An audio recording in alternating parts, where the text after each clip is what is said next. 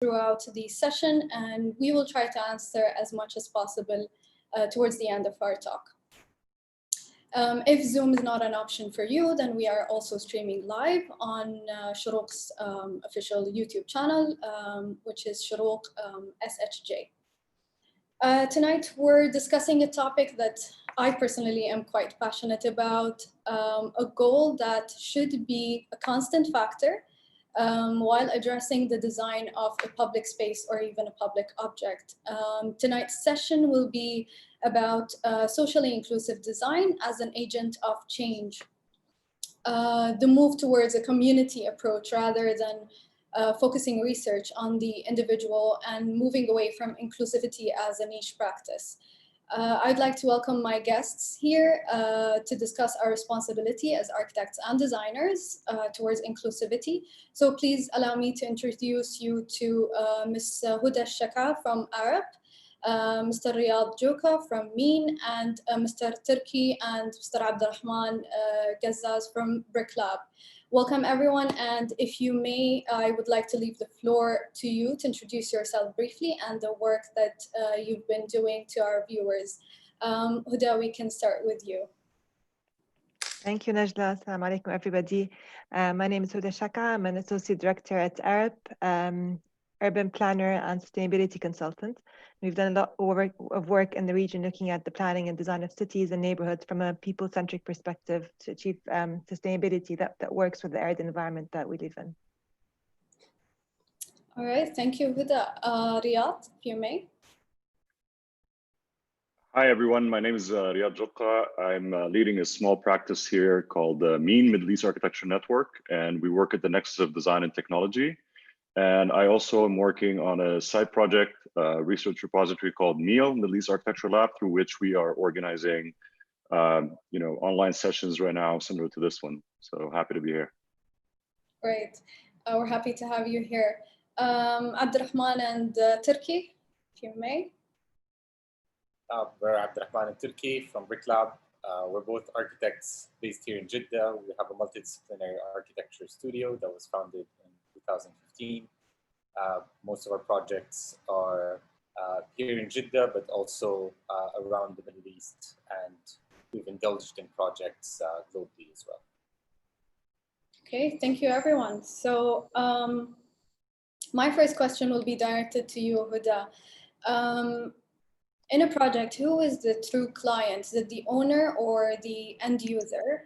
And how to achieve the right balance between the different stakeholders in a project and design for all? That's a really good question. So as a consultancy, the client is usually the person who we've signed the contract with. That may be the developer or the particular authority.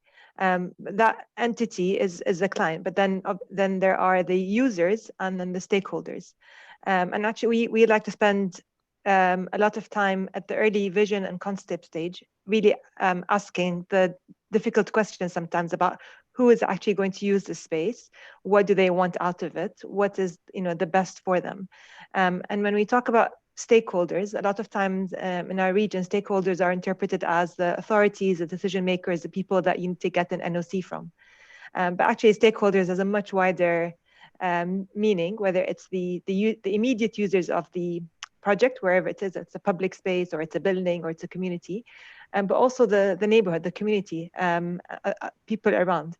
And so we're constantly trying to clearly define who the users are. And in a time where we have a maturing market, we're looking at not just greenfield project, but also revitalization existing projects. We really need to think about, it's not about, okay, we'll just build something and people will come. We have to really put some thought into who is going to use this, how do we give them the best project possible? And if it's an existing area, who is already there, what do they want for their neighborhood or their community? And go out and ask them those questions. Exactly. So Riyad, picking up on what Huda said, my next question would be how to design for masses. Like, how can design affect social behavior? How does it play a major role in shaping, the future of a certain individual or a community? Well, that's a very good question, but I kind of want to reflect on the idea of the architect thinking that they can shape behavior through their design. I don't think that that's something that we can really kind of incorporate in our design strategy. I think a lot of buildings, as we've seen throughout history, have been shaped by the end user in a different way that the architect intended them to. So, and that's actually the beauty of it. So leaving things open-ended in a way is sometimes a good thing. I don't know if that answers your question. But that's my thought on what you said. I completely agree with that, because I feel like people always find a way to hack a design. Exactly. A certain way, but then they use it in a different way. And to me, that is the answer. Seeing how they hack it and they use it, and then learning from that is probably, I don't know, the answer in my opinion. Yeah, for sure. And I mean, you know, we always, as architects, we're always so caught up with our ideas and thinking that our ideas would be the most important thing to the project. But, you know, a lot of times what people do with the building is more important than what we intended for initially. And I think that, you know, there's really something interesting in seeing you know, how a project develops even after it's been built. I think that that's an intriguing idea for me. Of course. So moving on to more specific case. So often in revitalization projects, I feel the direction could be to implement major changes due to a certain issues with the status quo. So Abdurrahman and Turki, how do you design in this case a revamp while maintaining the local community at heart throughout your design process and even the execution? Yeah, I think it starts off with really communicating with the target users and trying to, which is always, to be honest, it's always kind of a difficult process to convince the client or the main stakeholder that we need to sit down, listen to the people, and listen to how these spaces are being used and what kind of future they envision for the space, and then sort of trying to package that and responding to those needs as much as possible, but also anticipating a morphology or a difference in these needs as the building's lifetime goes. Mm-hmm. So I think there's not really a definitive answer, but I think just the acknowledgement of the users and being able to sit down and listen and understand how they're using the space and not just coming in and dictating a certain use or a certain program, I think is the way we approach things. Yeah, I think always what we try to do and what we try to express within our cities is an architecture as a reflection of the community itself.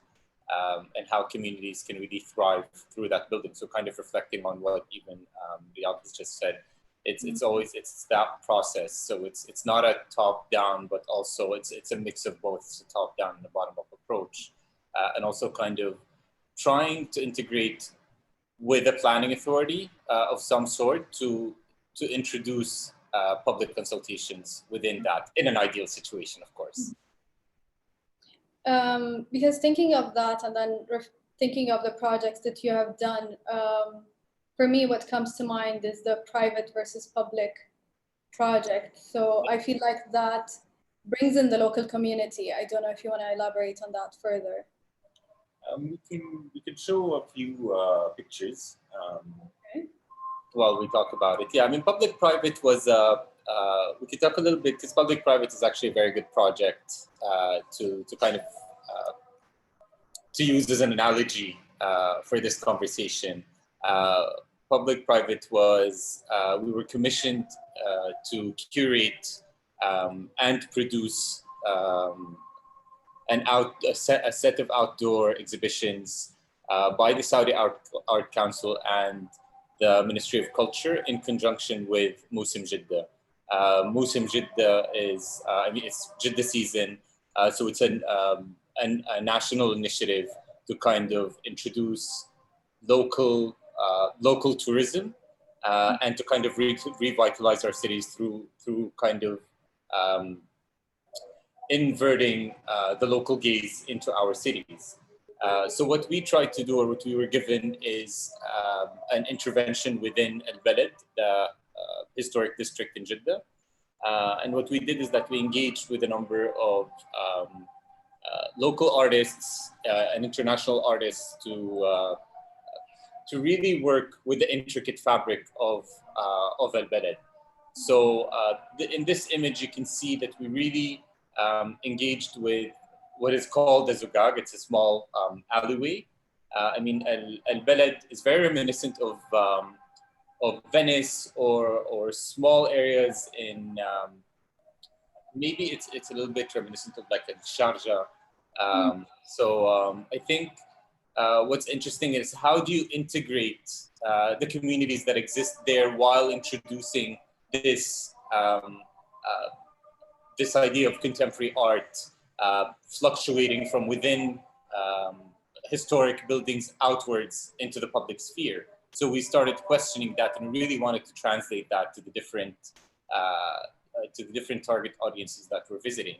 We and especially, I mean, in this image, you can see that this is a space that was dedicated for the local community in Al-Balad. And Al-Balad today really faces a stigma between residents who are deemed as intruders into this UNESCO heritage site. These are people who have been living there for the past 10, 20 years because of low rent and the deteriorating houses there. And what usually happens every year when they have these annual festivals, this community is usually marginalized, and the public spaces that they usually use are sort of put to the side throughout the duration of the festival. And when we started working on this project, we were really wary about the gentrification process that happens with this festival. And the first thing that we did was we assigned a curator to work with the local community and really find out what their activities are and how we can really move their activities to a different location and provide a space for them to be part of the festival instead of staying on the margins. And so I think beyond this, for us, it was interesting to curate this show because it's not just, in terms of architecture, it's not just the built environment, but it's also engaging with the public sphere, engaging with the very fabric of our cities. And how do you kind of engage with the community in the notion of the existing architecture within a certain place. So it's almost a notion of placemaking as well. And what we noticed is a great response from that community and the way they took ownership of the space. And you can see the screens in the background over there. These are actually screens that the children own. And they put them out on the street every night and they play FIFA and soccer on their PlayStations. But the interesting thing that started happening during the festival is that you start to see people who are coming in as visitors engaging with these kids and actually sitting and playing with them. And this was actually one of the most successful spaces in the exhibition throughout the 45-day period. It was truly fascinating because this was sitting right behind a James Turrell installation, and people actually were going to this more than they were going to the international artists. So it's a truly fascinating dialogue that actually started popping up as opposed to going to a white cube gallery. So it was really interesting. Again, I feel like this is the exact definition of sort of hacking a space. So a lot of people expected visitors to go to visit the actual gallery spaces and everything, but then this was more engaging because it was more inclusive and more tapping into the local community there, which is quite interesting for everyone, I feel. Yeah. Really interesting project. So Riyad, I'd like you to tell us more about Live Academy, and can Live Academy be an approach for achieving absolute inclusivity in the future and in the built environments by having and combining all these great minds from all over the world in a virtual space?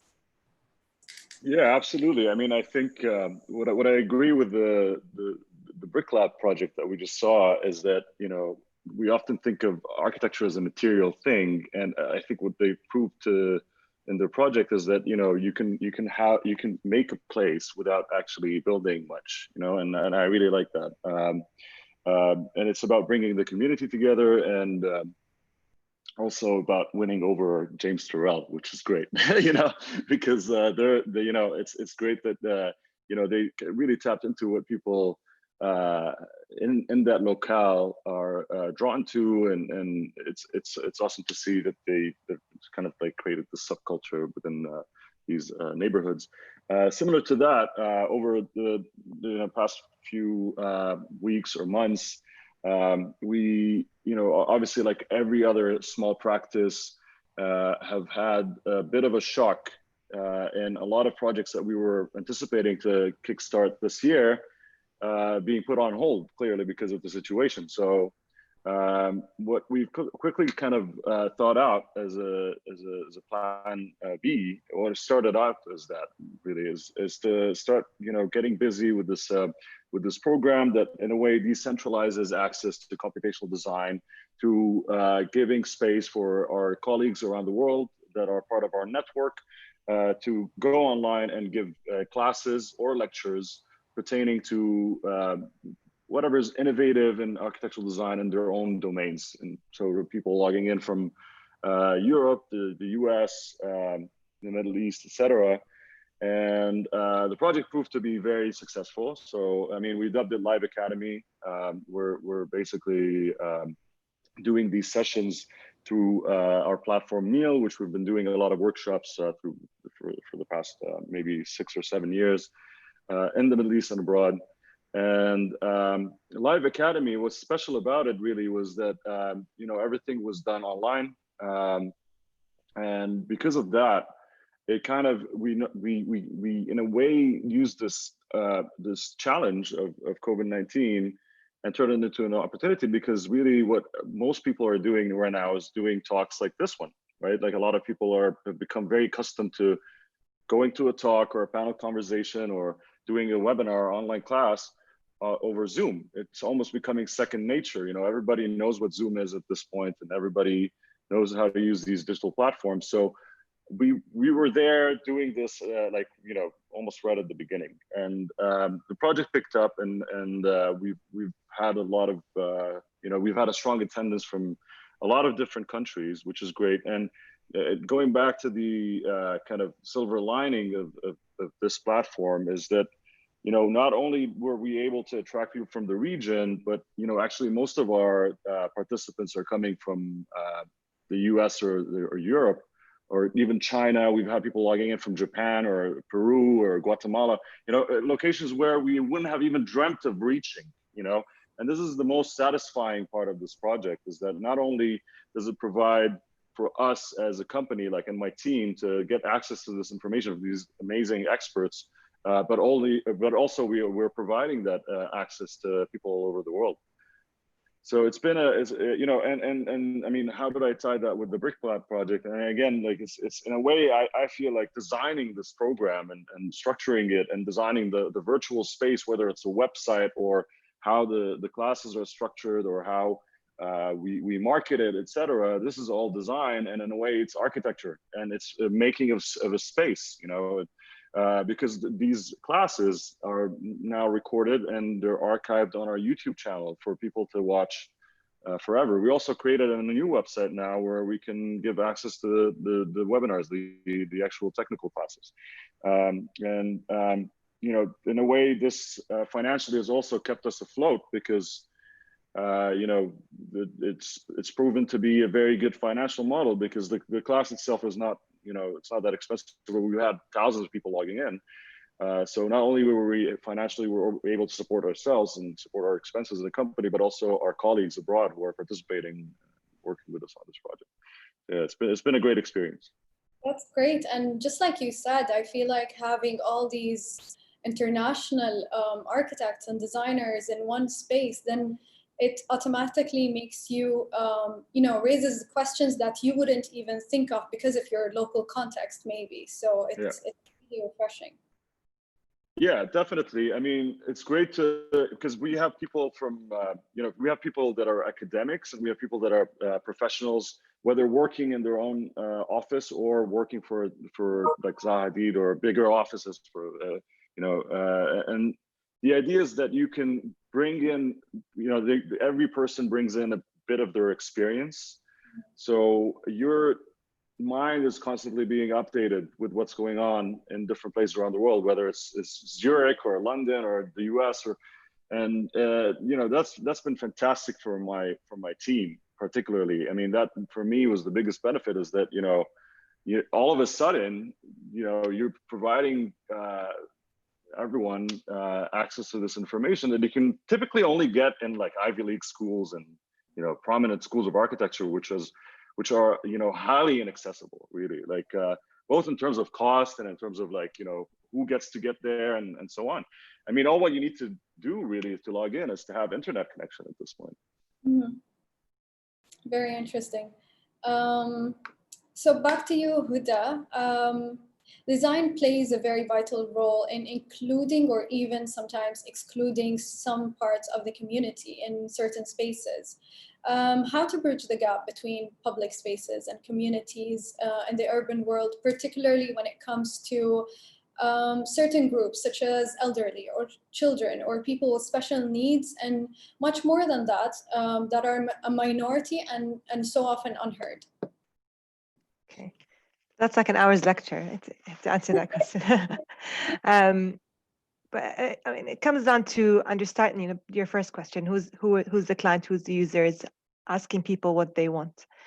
And we've been doing a series of thought pieces called Cities Alive, looking at a people-centric view of cities. And I think, you know, the inclusivity discussion, inclusive design maybe started with kind of ability and people of determination, but very quickly kind of also now we need to think about different ages, gender, as you said, minorities, etc. So it's interesting. We released a thought piece a few years ago on child-friendly cities. Yep, that's the one on the left. And this is such an important. Thank you, Turkey and Abdurrahman. They have copies as well. Well done, guys. So the child-friendly cities, which is such an important topic for our region, which is a high percentage of the young children and younger population, and it's really, you know, it's simple concepts like a city for, you know, city spaces in the city for children. It's not just a playground. Effectively, is the whole book. That's what it's saying, is that we really need to give children everyday freedom, and to give them, you know, to have children infrastructure across the city, not just in the playground, on the streets and the buildings, across the spaces. And that's, you know, that has huge social but also economic benefits to the cities, to the spaces. And then similarly, you can think of the other end of the spectrum. So this on the right is cities for aging communities, which again is relevant all over the world. And it's looking at how do we give the elderly autonomy, again, freedom, access to nature, mobility, health and well-being, which means something different for them than for the children. And it's looking at the world through their eyes and what do they need and how do we make that accessible to them. We also recently did a project in Sydney with an NGO that's looking at mapping the experience of females, specifically younger females, so 20s, 30s, on their commute to and from work. Yep, that's right. So the NGO is called Free to Be, and they have similar maps for a few cities. So our office in Sydney helped them with the platform and with the data gathering.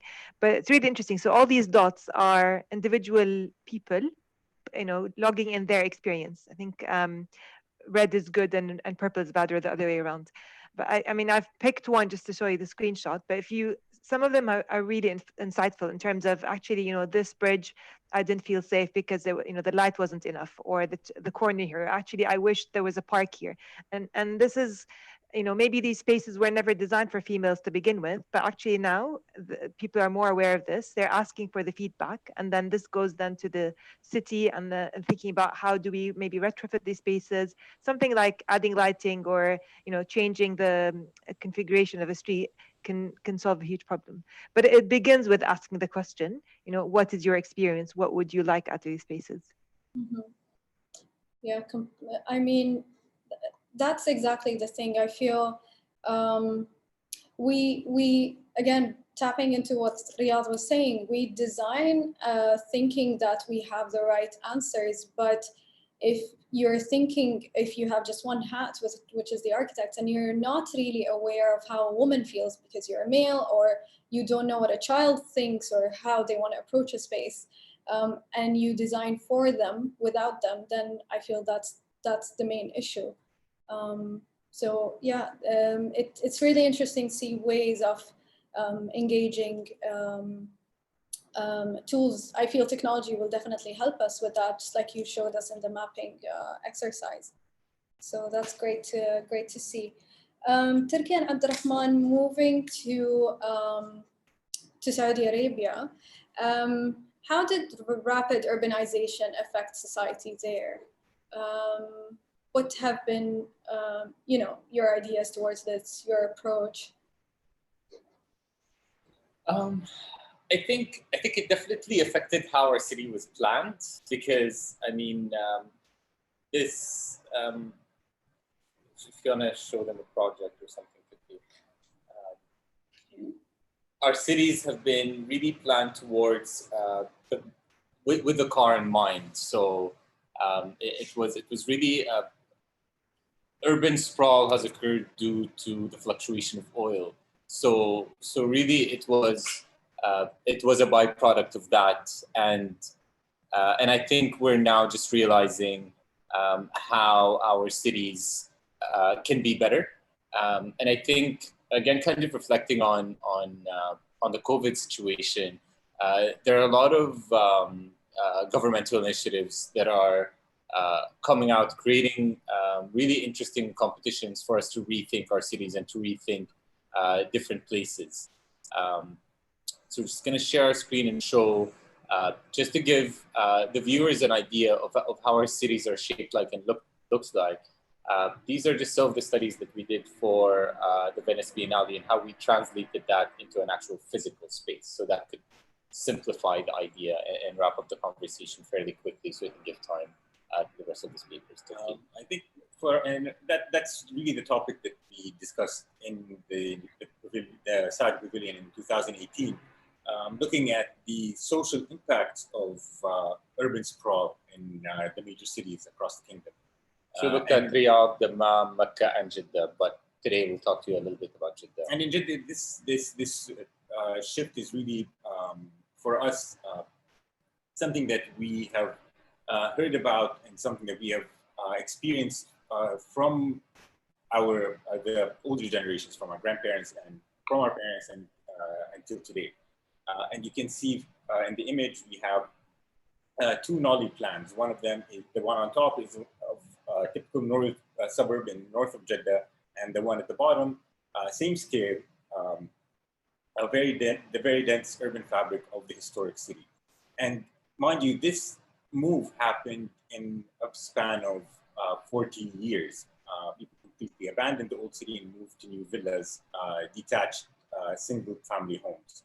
And the social impact is really there. I think we've moved from a community that interacts with each other on the street, and we've lost a lot of typologies like al-mirkaz, and which is seating in front of the houses, al-mag'ad, and all of these traditional typologies have been rendered meaningless once we moved to walled villas.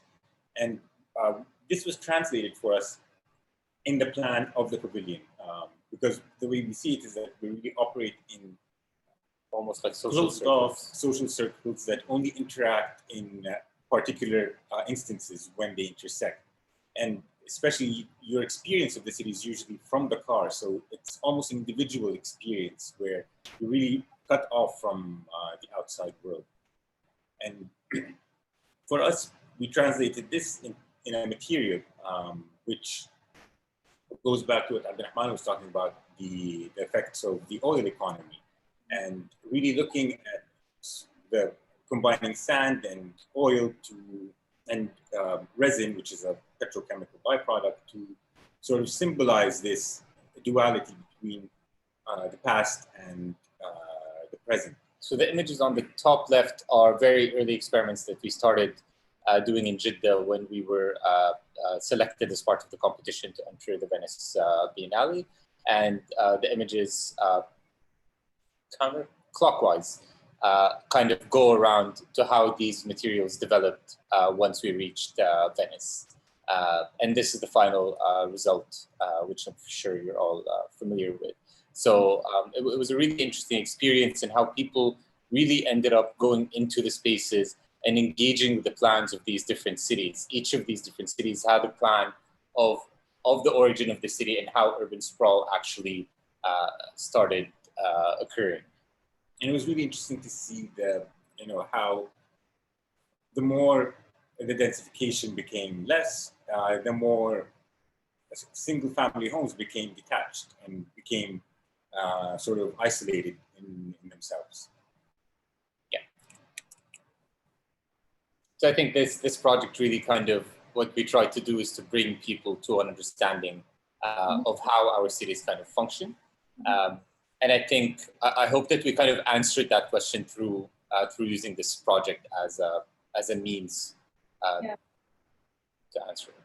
What I like about also this project is that it does raise awareness to that issue. We are socially detached in a way where for us it's the same context. Again, the oil, everything, and then it's basically the same thing. So it's really nice to learn from that and then bring back the communities together somehow. I feel like this is our responsibility as well.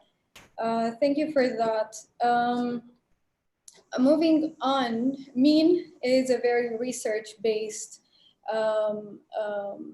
firm, and you have a collaborative approach to design. So by merging design and technology, Riyadh, how can technology serve designers in reaching parts of the society that are excluded or unreachable? For example, VR, can we use VR to have children tell us how their future city should look like, or gamification or something? Do you have ideas about that? Yeah, I mean, maybe I'll just share our website really quickly. I haven't really prepared a presentation, and to be honest, I mean, our projects in one way or another don't particularly deal specifically with the social context, as a departure point. I wouldn't say that. I mean, aside from the project that I just spoke of, I think most of our projects deal with different issues. I mean, I find it hard to define the social parameters to take off. It's just not what we do. But so just a disclaimer before I show our work. But yeah, maybe I can share our website really quickly. And not necessarily your work now, but it could be something that you think of course, because since you have all, you are research based and you're using a lot of technology, so it could be just a thought. Yeah, I mean, you've kind of insinuated that VR could help us reach more people, but we've kind of we worked with VR and we've worked with AR in the past, and I find them as great tools of representation. I don't think we as a company are as advanced in developing VR projects as to say that one day we can have the interactivity of like showing what a space would really feel like, or the materials could really communicate as well as you would in a physical space in the virtual realm. But I mean, most of our designs, as you mentioned, work at the nexus of design and technology. We feel like there's a lot of social value to these technologies, and we like to take some elements of the culture or the traditions of the locale that we're working in, the site that we're working within, and the environment that we work in, to basically incorporate some of these technologies and juxtapose them in a way that offers the solution, like an architectural space is a bit more radical than what you would see in these environments. So the benefits of these technologies, as you've also hinted, is beyond just social change. I feel like there's a lot of ecological benefits. So in the case of this pavilion, for example, we built the entire thing using robotics, which are very minimal in the use of materials. So it's been 3D printed locally, layer by layer, and it's been 3D printed using filament that was made from recycled water bottles. So there was almost 30,000 water bottles in this installation. I mean, the installation was commissioned to us by DIFC. We had to build an installation that represents a certain concept that they gave us in the brief. And I mean, using technology, I thought that this is the most sustainable way to do it. We also had robots 3D print the concrete base of the installation. And throughout this process, really, the pavilion became more, for me, aside from its form or it being a conceptual or creative exercise, it became for me a very great way to test these technologies out. Because a lot of these technologies are very cutting edge, and to build something of even this size is not an easy thing to do. And we'd like to be, a pioneer in using these technologies, and this project was really a great example of how we can do that. We've also built projects in collaboration with bigger companies like Audi, for example, in the case of this pavilion. Again, we've tested a lot of ideas here. One of them was, for example, BIA provided the cladding material at the surface of the pavilion, the exterior. So that black material is made out of recycled rubber tires. And as you know, rubber tires are extremely bad to the environment, especially when the rubber tires expired. To basically get rid of it is very, it's very demanding on the environment, because you could either burn it or put it in a landfill, and both of those options are very harmful. So what was great is that we in this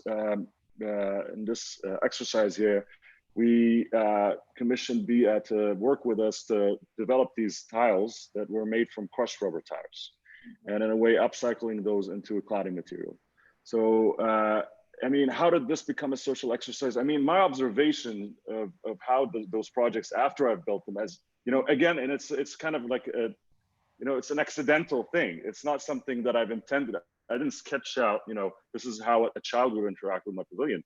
But the great surprise is that you see, some children try to climb on them, or they try to, and then you start thinking, okay, maybe I could have thought of this part of the design better to accommodate for that child, right? So like, for example, in the case of this pavilion, these were not meant to be seats, but, to a child, it's a great seat. So, things like that start coming to place, and, you start seeing how the community of like the surroundings of your structure interact with it. And, it in a way gives you ideas for, how you can think of your design or revise it for the future. In the case of this pavilion, which I've done in collaboration with Andrew Cudlis from Matsis, this was built in Hong Kong. We had a couple, basically a man proposed to his wife under this pavilion, and took the photo after the proposal there. I mean, not in a million years would we have thought that this was going to be the case, So again, this is. This kind of like talks back to what I first started with, which is, oftentimes the social experiment behind our designs becomes an aftermath of what we do, not something that we pre-think. So, and again, this is the case with our digital projects like Live Academy now, which has become this platform that, here, this website launched yesterday. You can actually use these classes as references. You can go back and purchase a class of any of these tutors, and you can it almost becomes someone told me online, and I have never thought of this before. One of our students, one of the participants said, these classes are like books. These videos are becoming like books, so you should definitely figure out a way to archive them. And I didn't really think about that. Like, I thought of the title of the program is Live Academy. So we didn't really think of how we can archive the videos that we've already recorded. And we started putting out the lectures, for example, on YouTube. So we started building this YouTube channel. That's another, digital space, so to speak. Is it architecture? I could argue that it is, in a way, because the information in these videos probably, are parallel to, 5 master classes that I've had in my master's degree in London, right? And the speakers are just, as good of a caliber. So these are on YouTube now. And tomorrow we're launching semester 2 of Live Academy. So I'm showing you a preview of the website, which still hasn't launched. But we have an incredible roster again on board. I hope that a lot of our listeners today would join us to at least the lectures. The lectures are free of charge and they're open to everybody to join. When we've had a really interesting debates and conversations around these talks. In the past, we've had 15 sessions. Some of them were panels around a certain subject, like the future of education or the future of digital fabrication under COVID, or lifestyles of and spaces of architects under COVID. Like, how did we cope with the situation? I'd like to know from my colleagues abroad, how did they also, like, what kind of ideas did they think of to kind of counter or pivot from what we've been through? So these are the previous sessions, but again, the happy surprise comes in like some of the demographics that we've calculated, some of the analysis that we've done on who's coming and joining to our platform, because you can easily calculate those things with the digital tools that we're using, right? So in a way, a lot of these were not anticipated. Like, for example, we thought there would be more students than practitioners joining us. We've had a huge some of practitioners join us. We thought our age group was going to be a certain number, or we thought most of our participants would be coming from the Middle East because we've had this platform in the Middle East for a while. It wasn't the case. There were people joining from really random locations. And again, this is about how you market it and how you kind of interact with your audience in a way. If they find your content interesting, it's almost like an aftermath of a design project on the internet, and then you look at like some of the so these are the lectures, for example. You look at some of the analysis from these. I thought certain speakers would have a bigger attendance than others, but maybe because of the title of the lecture or the certain provocation behind the lecturer's ideas, that people found one or another more interesting. I mean, you can see here that the students and professionals are almost equal in the number of lectures, which I never thought it would be the case. So again, I tie that back to what I started with. I think I see social interaction as a happy afterthought, as an exercise that you kind of observe and reflect upon, rather than an idea that you have right at the outset. And you kind of sketch out and plan, and you say, people are going to behave this way in this space and that certain time. I really don't agree with this notion in a way, but with that, I agree with you, but it doesn't. I feel it doesn't stop us from including or thinking of everyone else that is using the space rather than us. But you were like, literally, what you were saying is more or less what I was thinking. How after a project is completed, how often as a designer do you go back and assess the outcome, whether it has been a success or a failure? Based on what do you calculate that it has been a success or not? And then when you get these lessons learned, like for example, you said the children were jumping off of it, how do you use it in your next project? And with that, this is a question that we had from the audience, where they say, what is a failed project in your opinion, and how do you evaluate if it's successful or if it's a failure? My question is to everyone, Huda, if you have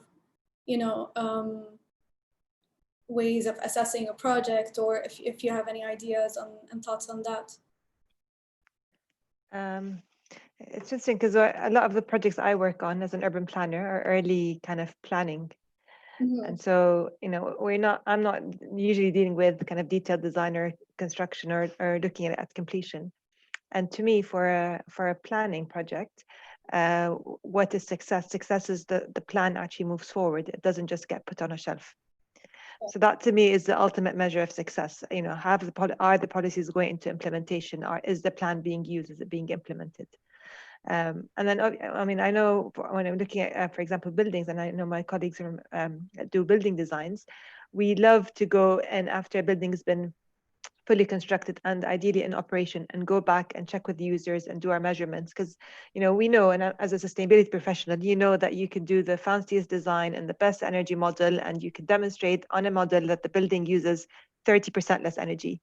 In reality though, the studies show us that reality is something very different than the model. And I think that's a missing loop. We try to always keep, you know, a little bit of budget, or go back to the client and say, we'd really love to come and do this, and learn from our own design and what's working, what's not. But to be honest, it rarely happens that we actually go back and do that. I think we need to complete that loop. Yeah, I think so too. Abdurrahman and Turkey, do you have any thoughts on that? Do you assess a project after it's designed? So, for example, you showed us images of how the people used it. Is this sort of measured on a longer term rather than the festival itself? How does it work? I mean, in the case of the festival, it was very festival. Yeah, I mean, it was very obvious because the number of people were much more than we had anticipated. We actually had to extend the area.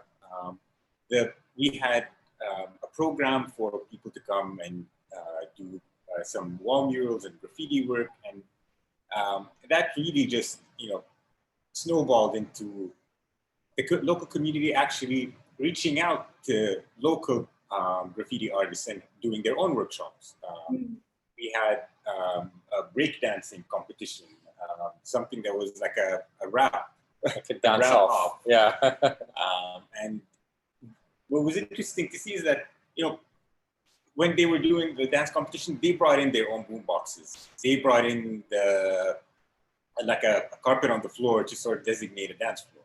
And they just completely appropriated the space. So for us, that was a very good measure of success, because every night, you know, we'd have, you know, curators or people coming in from different places, and we have to show them around like all of the contemporary art pieces, but then everyone would sort of end up there because that's where all the action is happening. But I think in a different context, when we're working with spaces and architecture, I think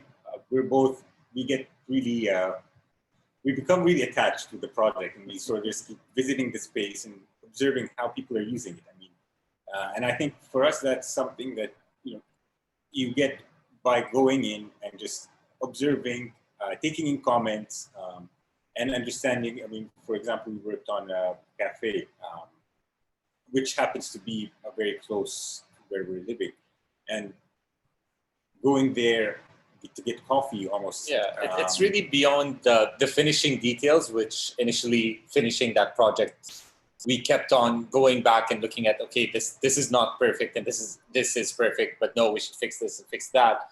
But beyond that, it's really how people are using it. And if the client is happy with it, is it going to transform? Is it going to expand? What's going to happen to the space? Is it going to remain what it is? What opportunities did that did ultimately the design inspire the end user to achieve? And I think that is the true measure of success, is how does that influence the person who occupies the space itself? Yeah, I completely agree with you. And it's very refreshing to hear that consultants or designers, architects are actually considering that, because if I speak working in Shorouk as a developer, we usually go and do that analysis and keep on visiting and seeing what works and what doesn't. And it would be great, just like Huda said, to complete the loop and then, you know, have the consultants also on board, because your project is not really done when you construct it and it's over. No, it's actually, this is just when it begins. Yeah. So really great. Yes. I think it's a challenge to sort of have a sort of quantitative assessment of, is this success or a failure? It's not a black or white answer. It's a big gray gradient. And sometimes the project starts off not so well, but then people adapt to it and people change the way they use the space. And And I think it's always interesting to see and observe the lifetime of the project. Yeah, and I think especially if we're coming at from a sustainability or circular economy angle, and we don't want to just build something and then knock it down 10 years later, the space, the users are going to change, the context is going to change, the space might change. So it's about going back and thinking about, okay, how do we repurpose the space? Again, whether it's a building or public space or whatever it may be, how do we make the lifetime 30, 40, 50 years, not 10, 20 years? So we need to start getting into that more kind of operational users. How do we adapt and think about the space evolving over time? I have a question here from the audience.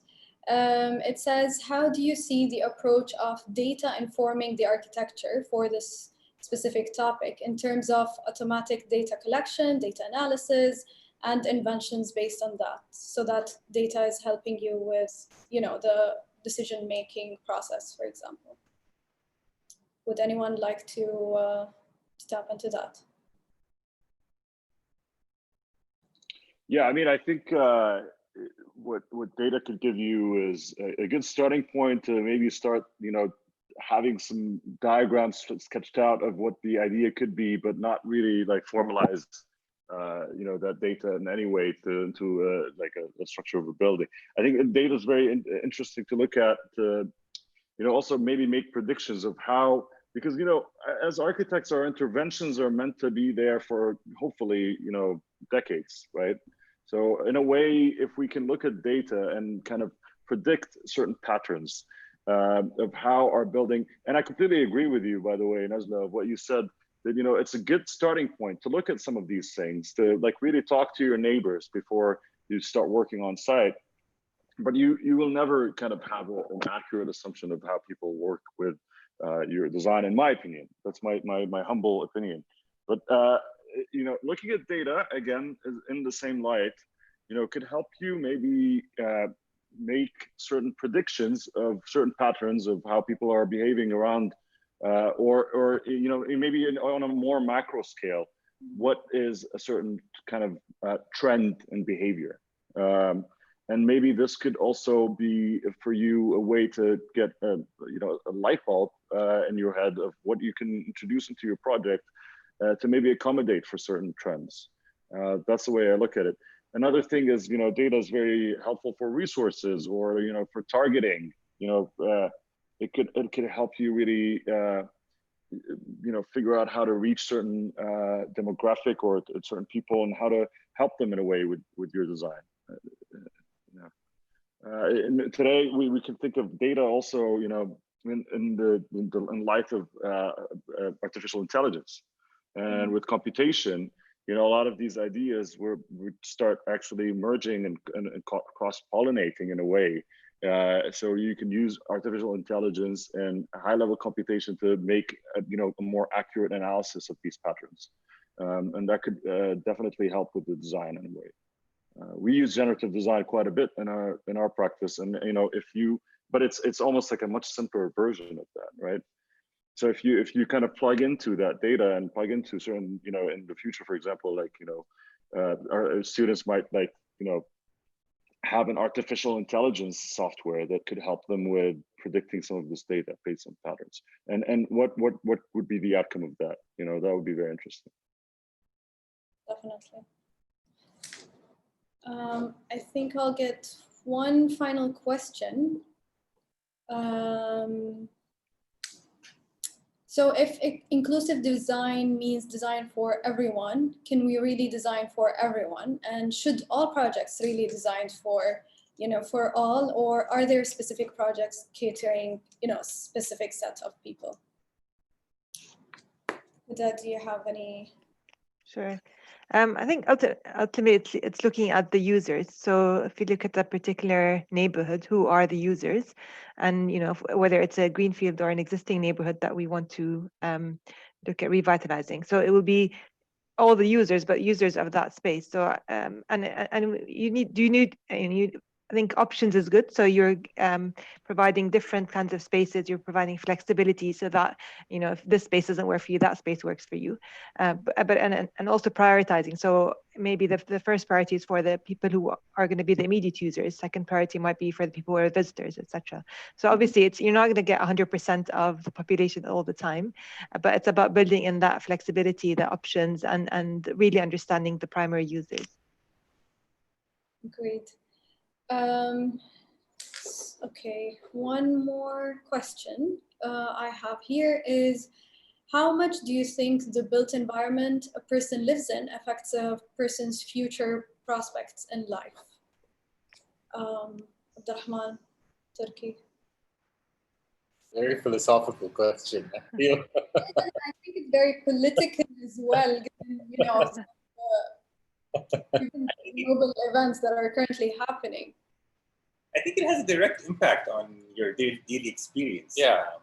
I mean, if you live in a walkable city, it's different. If you live in a city that we live, like in Jeddah, I mean, it's different. So it affects how you view the city itself, your experience of the city. I mean, it's something that we always talk about. I mean, the one thing that we don't have here in Jeddah is that I can't walk outside my door and go buy a loaf of bread or go buy coffee and come back home. It's the simple, these simple things that make your daily life very different. I mean, yes, on one side of the spectrum, we talk about the walkability of cities from a sustainability perspective, which is really, really important.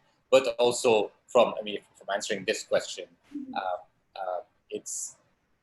if it's affecting your life from a social perspective or from just a human perspective, I mean, it's very different from driving a car and going and spending your money. And so it's from a socio-political, economic perspective, it's very different, but also how you experience the city itself and how you familiarize yourself, how you become integrated as part of the neighborhood. So it's almost kind of referring back to the Noli plans that we showed. If you live in a city where you're not part of that kind of civic public sphere, your life will be very isolated. Whereas if you live in a space or a place that has that sense of an integrated, closely knit community. And I think what was interesting, especially now during the pandemic, is that for the first time in my whole life living in Jeddah, I've actually, when I walk out of my door, I'm seeing people cycling because there's a curfew and you cannot actually leave your neighborhood. So people are cycling, they're exercising, they're walking their dogs. And I can't believe that it took a pandemic for people to adapt to the... And they're doing it in July, which is quite warm this time of the year. So yeah, that's definitely. It's an excellent question because it also, I think now we're starting to have the data. So there is actually research going to try and answer that question, and particularly on the walkability point. I think if we didn't think that the built environment had an impact on people's lives and well-being, none of us would be doing what we're doing. But the research shows. So there's a recent study looking at walkable neighborhoods in the US, and then what's the impact not on the current well-being, but on a future well-being. So children who grew up in walkable versus non-walkable, and then their attainment in university, and then their jobs, etc. And again, because now we're starting to have that data, and we're starting to have the interdisciplinary public health with the built environment, with the environmental science, people thinking about these questions. And the answer was that yes, kids who lived in walkable neighborhoods did better. But then the question is why? Is it just the mental exercise, the physical exercise, or the mental, and it's difficult to come to a definitive answer. But the conclusion they came to was it's more about the people you meet and the confidence you build up, just talking to people and networking as you walk. So it's actually, even if you're in a context where you cannot physically walk, but you provide the social connectivity and the cohesion, you might actually get the same result. And these, I think, questions are really, really interesting, and they're worth exploring in the cities that we live in now. Yeah, and I see a lot of questions from our attendees here, but I think we're running out of time. So, I mean, just a note from myself, if anybody would like to get in touch and ask some of these questions, because I saw some of them are directed to me, maybe I can drop my email somewhere and we can continue the conversation later. Sure, and I think our team also will be compiling all the questions so they can share it with you and share the email addresses, and all of you can answer. Thank you all, Huda, Riyadh, Abdurrahman, Turki, for this very, very enlightening discussion. It was honestly a pleasure. And does anyone have any last words? Thank you for having us. Yeah, thank you for having us. It's been a great conversation, and very happy to meet Huda, and good to see Brick Lab, the Gazzaz brothers. Thank you. It was really fun. Thanks.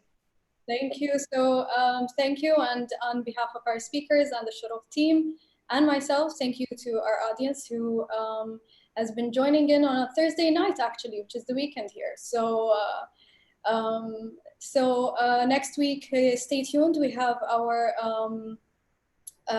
session. It's going to be about future trends in city design, and hope to see you then.